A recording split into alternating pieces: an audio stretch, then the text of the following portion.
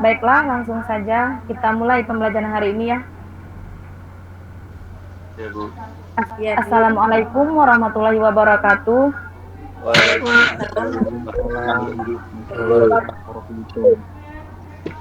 Selamat pagi semuanya. Selamat pagi.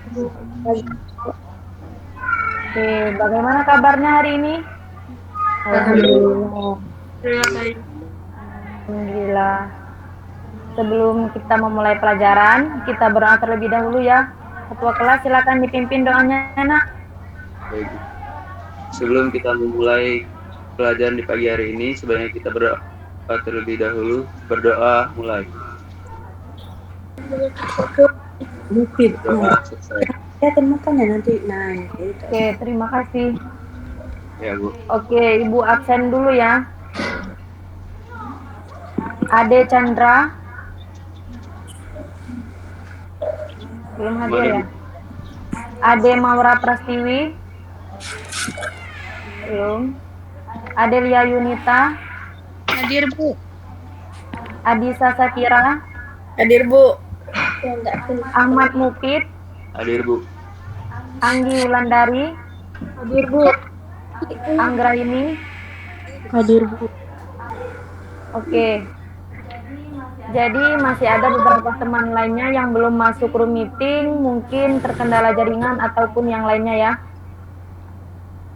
Apakah sudah siap belajar hari ini? Siap, Bu. Ya, Bu. Insyaallah. Oke. Sebelum ke materi hari ini, Ibu ingin bertanya dulu materi di minggu lalu kita mempelajari materi apa, Nak? Ukuran pemusatan data. Oke. Jadi minggu lalu kita mempelajari materi ukuran pemusatan data mengenai median dan modus. Nah, untuk hari ini kita masuki materi ukuran penyebaran data. Yang kemarin pemusatan data. Jadi yang hari ini penyebaran data.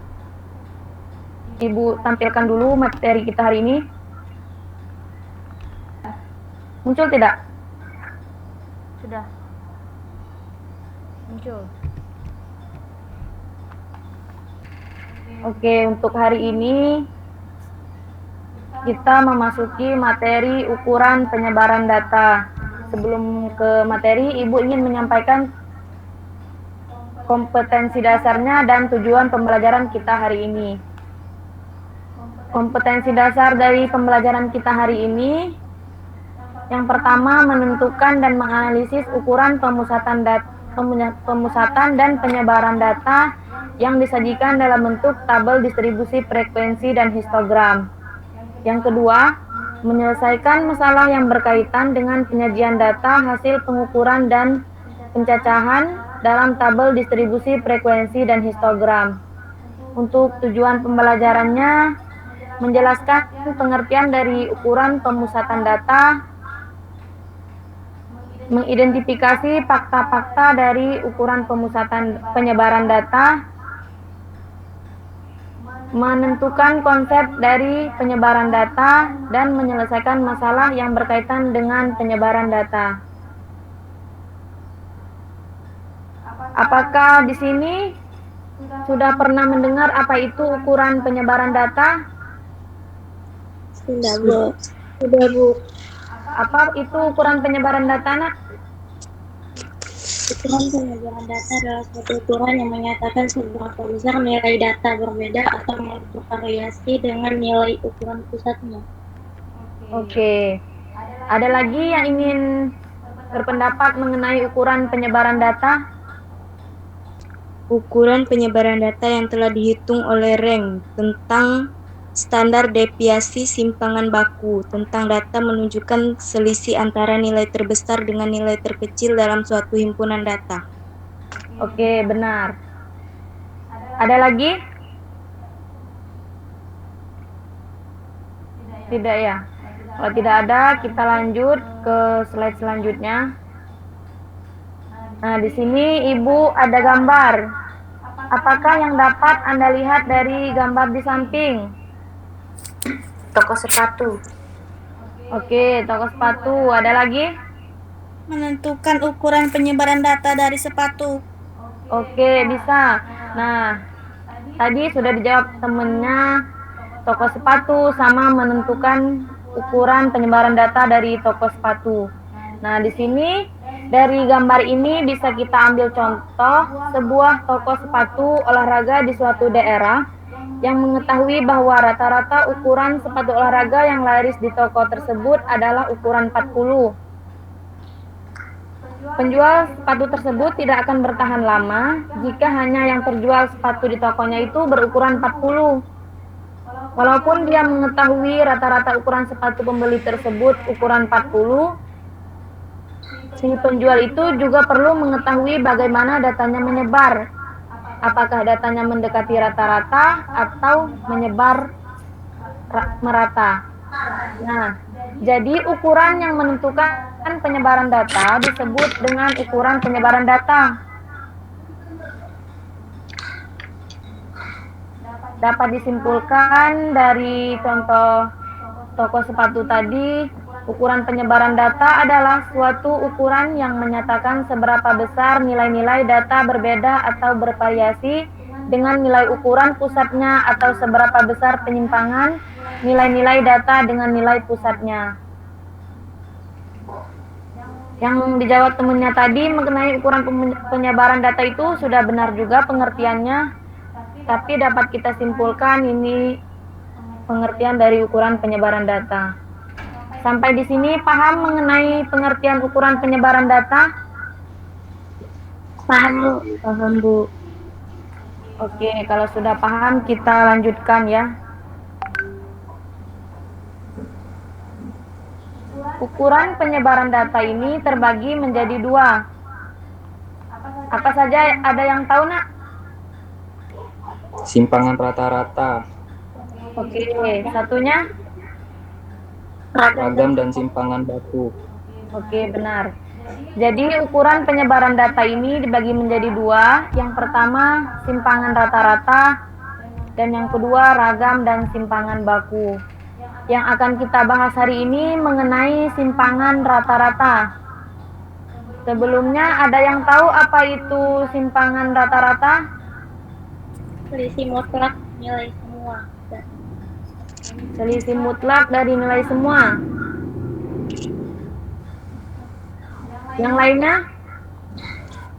Simpangan rata-rata adalah rata-rata dari selisih mutlak nilai semua data terhadap rata-ratanya, Bu. Oke. Jadi simpangan rata-rata adalah rata-rata dari selisih mutlak nilai semua data terhadap rata-ratanya. Sampai di sini sudah paham mengenai simpangan rata-rata? Paham, Bu? Paham, Bu. Oke, kalau paham kita lanjutkan ya. Ya, Bu. Simpangan rata-rata dapat dirumuskan. Untuk simpangan rata-rata ini dibagi menjadi dua, ada data tunggal dan data berkelompok.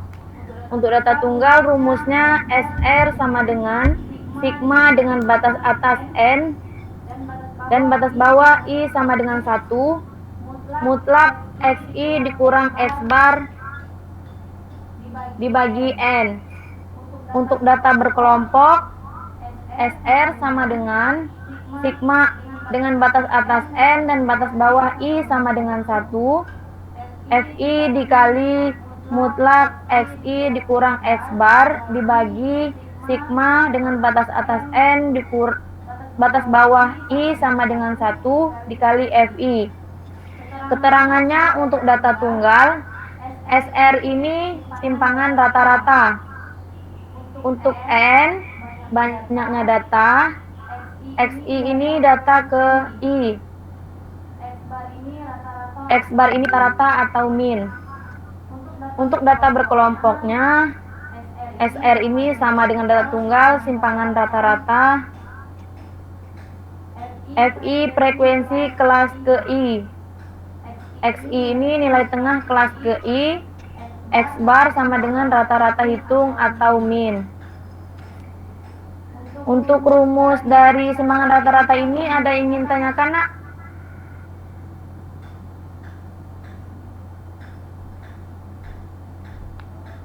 Tidak ya?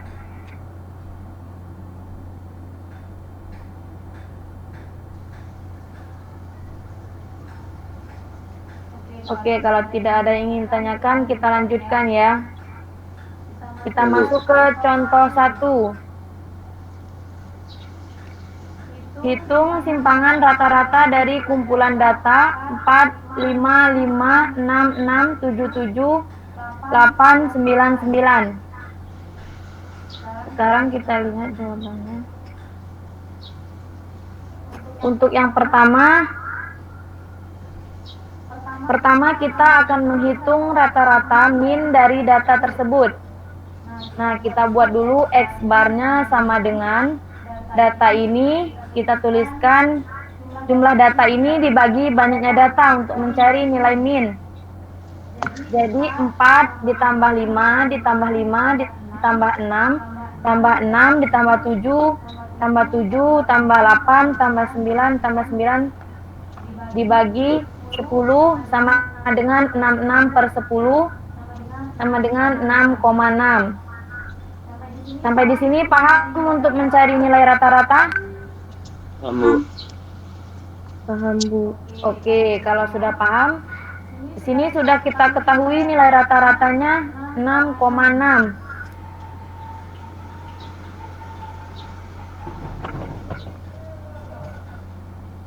Halo. 6,6. Berikutnya kita akan menghitung simpangan rata-rata dengan rumus yang tadi. Rumusnya SR sama dengan sigma dengan batas atas N dan batas bawah I sama dengan 1 mutlak XI dikurang X bar dibagi N. Kemudian kita masukkan angkanya. SR sama dengan 4. 4 ini nilai dari data tadi, 4 dikurang X barnya. X bar dari tadi 6,6. Jadi 4 dikurang 6,6, 5 dikurang 6,6. Kenapa, Bu? Di sini misalnya ada yang bertanya di depannya ada 2, Bu. Karena 2 ini di sini 5-nya berjumlah 2. Jadi kita tulis depannya 2 mutlak 5 dikurang 6,6. Semisal 5-nya ada 3, bisa kita tuliskan di sini 3 mutlak 5 dikurang 6,6. Ditambah, nah juga ada 2, jadi 2 dikali mutlak 6 dikurang 6,6. Ditambah 7-nya juga ada 2. 7 dikurang 6,6 ditambah di sini 8 cuman ada 1, jadi tidak ditulis. 8 dikurang 6,6 ditambah 2 dikali mutlak 9,66 dibagi 10. Sampai di sini paham? Paham. Paham, Bu. Paham. Kita lanjutkan. SR sama dengan, jadi 4 dikurang 6,6 itu 2,6. Jadi kita kurangkan semua. 5 dikurang 5 dikurang 66 hasilnya 1,6. Jadi 2 dikali 1,6 ditambah 2 dikali 0,6 ditambah 2 dikali 0,4 ditambah 1,4 ditambah 2 dikali 2,4 dibagi 10. Nah, nanti dituliskan SR sama dengan yang hasil perkalian tadi 2,6 ditambah 3,2 ditambah 1,2 ditambah 0,8 ditambah 1,4 ditambah 2,8 dibagi 10. Sama dengan hasilnya yang atas ini 14 dibagi banyaknya datanya 10, jadi diperoleh simpangan rata-ratanya 1,4. Sampai di sini paham? Paham. Ada yang ingin Paham, ditanyakan? Tidak ada, Bu. Oke, kalau tidak ada kita lanjut. Contoh yang kedua. Contoh yang pertama tadi untuk data tunggal. Kalau yang ini contoh data berkelompok. Tentukan simpangan rata-rata data pada tabel distribusi frekuensi di bawah ini. Oke, kita lihat jawaban, kita bahas jawabannya. Yang pertama kita buat dulu yang kelas interval tadi sama frekuensinya. Kita anggap yang 4 kotak di belakang ini belum ada ya. Jadi soalnya tadi 2 kotak ini. Kemudian langkah pertama kita menentukan nilai XI. Jadi XI ini apa, Bu? XI ini adalah nilai tengah dari kelas interval. Di sini kelas intervalnya 20 sampai 24. Jadi 20, 21, 22, 23, 24. Dari itu diperoleh nilai tengahnya 22 ya. Nah, sama halnya seperti yang nilai 25 sampai 29, untuk nilai tengahnya 27. Jadi untuk menentukan nilai tengah sudah paham menentukan nilai XI? Paham. Oke. Kalau paham, kita tambahkan 1 kolom lagi untuk mencari nilai FI dikali XI.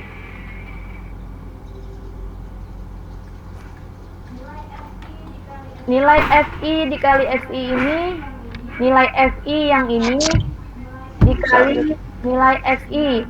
Jadi FI-nya 2 dikali 22 sama dengan 44.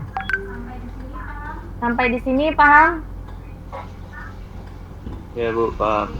Iya, Bu. Oke, untuk mencari yang keduanya sama ya, 10 dikali 27, 270. Jadi nilai FI dikali XI ini kita jumlahkan. Jadi hasilnya 1320. Sampai di sini paham? Paham, Bu. Oke, kalau sudah paham kita lanjutkan ke mencari nilai mutlak XI dikurang X bar.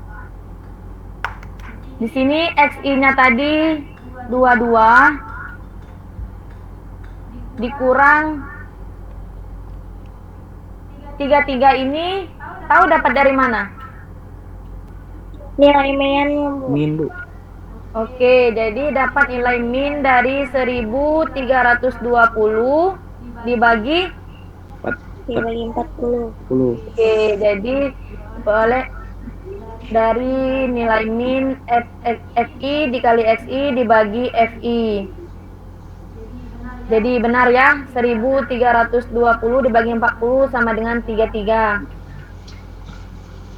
Jadi XI-nya 22 dikurang 33 sama dengan 11. Sama halnya dengan yang kedua, ketiga, dan keempat. Jadi nilai tengahnya nilai XI dikurang dari nilai rata-rata yang 33 tadi.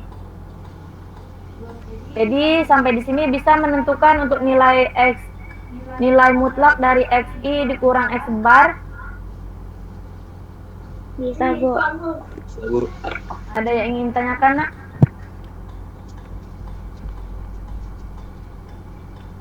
Bu, yang 22 dikurang 33 itu, Bu. Ya, kenapa? Kan hasilnya kan min 11, Bu. Oke. 22 dikurang 33 hasilnya min 11, Bu. Kenapa ini tidak min? Itu ya pertanyaannya. Iya, Bu. Oke, karena iya benar 22 dikurang 33 itu hasilnya min 11. Jadi karena di sini mutlak nilai mutlak dari min 11 itu hasilnya 11. Jadi tidak min lagi. Misalnya kan di sini 32 dikurang 33 itu min 1. Jadi karena dia mutlak, min itu jadi nilai plus. Jadi min 1 itu sama dengan 1. Sampai di situ bisa dipahami? Selanjutnya kita ke kolom yang terakhir, FI dikali mutlak XI dikurang X bar. Jadi nilai FI dikali nilai yang ini, yang XI dikurang X bar. Jadi 2 dikali 11, 22, sama dengan yang kelas kedua, 10 dikali 6, 60. Jadi dijumlahkan hasilnya 188. Bisa dipahami? Bisa, Bu. Oke, kalau sudah bisa, kita lanjut ke menentukan simpangan rata-ratanya. Simpangan rata-rata data pada tabel di atas adalah, kita tulis dulu rumusnya. Jadi 188 dibagi 40, hasilnya 4,7. Jadi diperoleh simpangan rata-rata dari data tersebut adalah 4,7. Sampai di sini bisa dipahami? Atau ada yang ingin tanyakan? Insya Allah paham, Bu. Oke. Yang lainnya ada yang ingin tanyakan, Nak? Oke, kalau tidak ada, kita lanjut. Nah, di sini ada soal. Tentukan simpangan rata-rata dari data pada tabel berikut. Silakan dikerjakan. Nanti Ibu kasih waktu 5 menit. Kalau sudah dikerjakan, kirimkan jawabannya di grup WA ya. Nanti kita bahas sama-sama di sini. Baik, Bu. Iya, Bu. Oke, sudah ada yang mengirimkan tadi jawabannya di grup WA. Kita lihat ya. Ibu share dulu.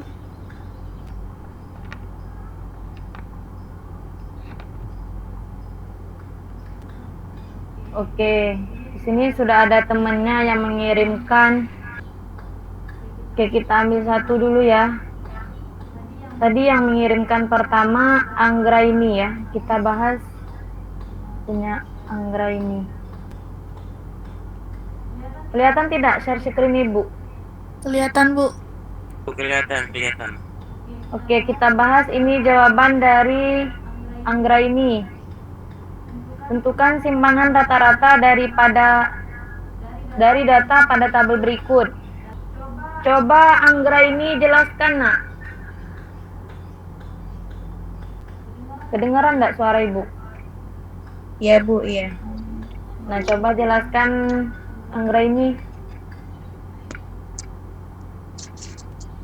Ukuran 10 sampai 14, 15 sampai 19, 20 sampai 24, 25 sampai 29, 30 sampai 34, 35 sampai 39. Frekuensi 6, 4, 12, 6, 16, 10, 2. Jumlahnya dari frekuensi 50. X 12, 17, 22, 27, 32, 37.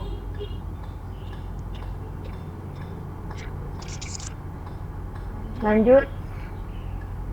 FX 72, 68, 264, 432, 320, 74. Jumlahnya 1230. Tadi dapat 72-nya dari mana? Oke, Ibu jelaskan ya. Jadi dapat 72 ini F dikali FI. Jadi nilai tengah dikali nilai frekuensi. 6 dikali 12 sama dengan 72.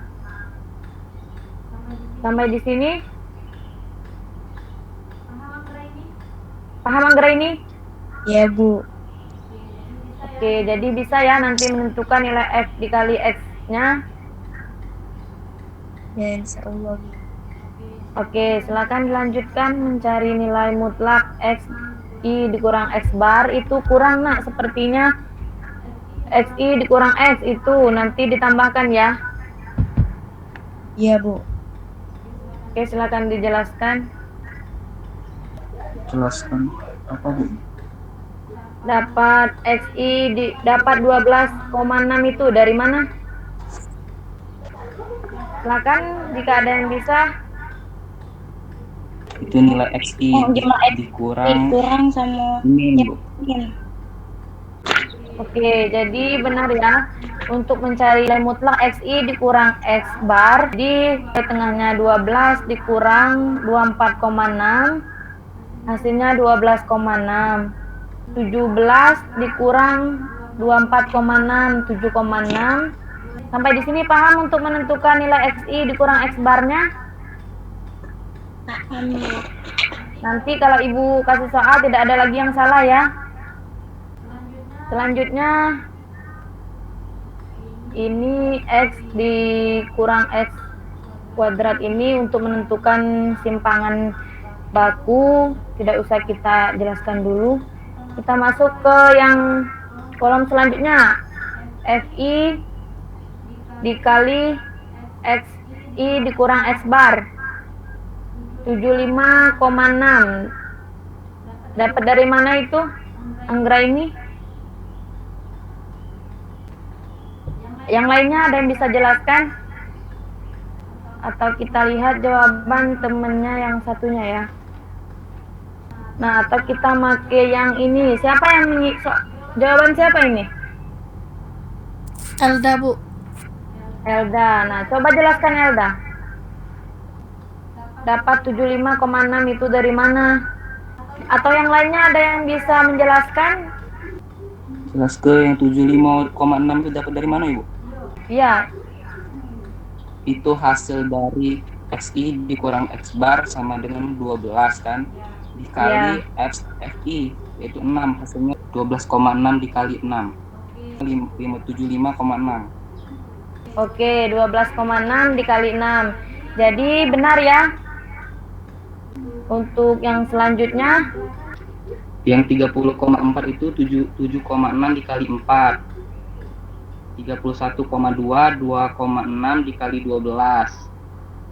3,8 yaitu 2,4 dikali 16. 74 itu 7,4 dikali 10. 24,8 itu 12,4 dikali 2.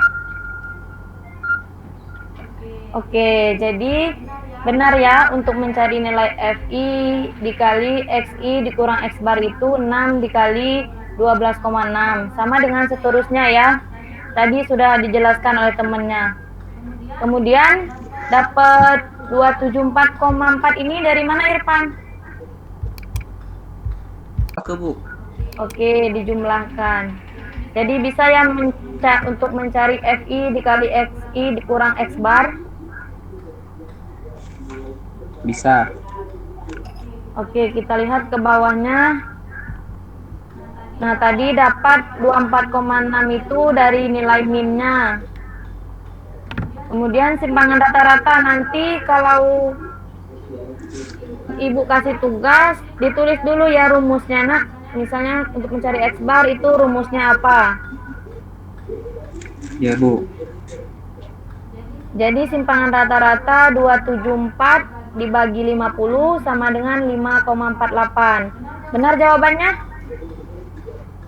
Benar. Benar, Bu. Oke, jadi benar ya jawabannya 5,48.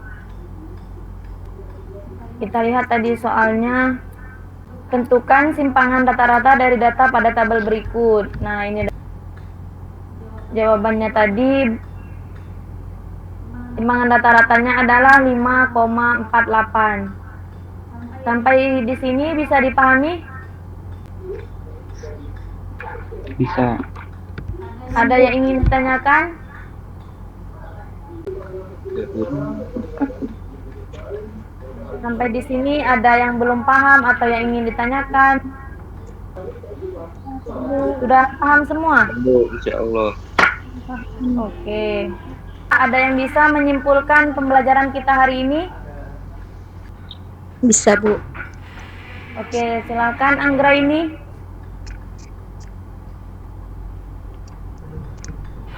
Bisa disimpulkan bahwa ukuran penyebaran dapat digunakan untuk menentukan apakah nilai rata-ratanya benar-benar representatif atau tidak. Apabila suatu kelompok data mempunyai penyebaran yang tidak sama terhadap nilai rata-ratanya, maka dikatakan bahwa nilai rata-ratanya tersebut tidak representatif.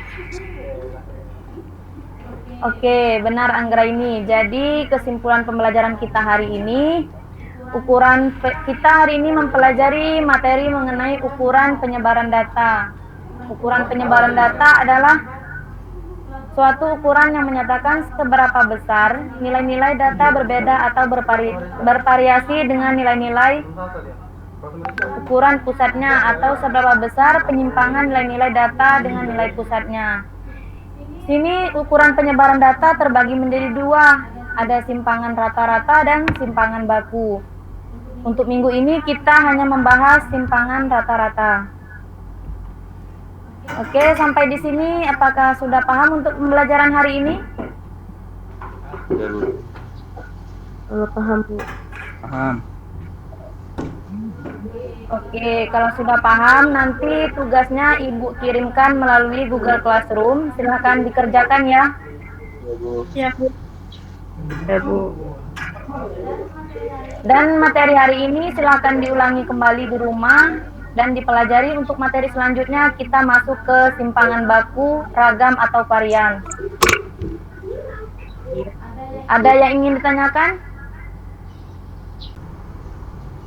Ya, ada, Bu. Tidak ada ya? Oke, kalau tidak ada untuk pembelajaran hari ini, Ibu rasa cukup sampai di sini. Kita ketemu lagi minggu depan. Sebelum Ibu akhiri, marilah kita bersama-sama mengucapkan lafaz alhamdulillah. Alhamdulillah. Oke, Ibu akhiri. Wassalamualaikum warahmatullahi wabarakatuh. Waalaikumsalam. Waalaikumsalam.